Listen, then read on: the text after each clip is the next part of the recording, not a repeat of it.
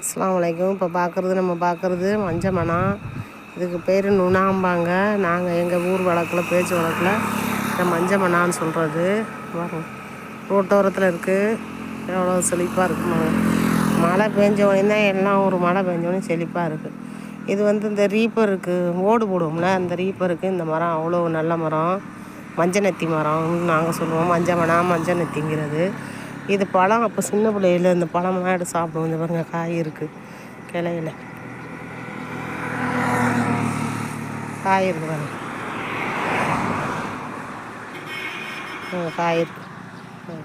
இது பழம் அவ்வளோ சின்ன பிள்ளையில எடுத்து சாப்பிடுவோம். அது ஒரு டேஸ்ட்டாக இருக்கும் பாருங்க. மரம் நல்லாவே செழிப்பாக இருக்குது பாருங்க.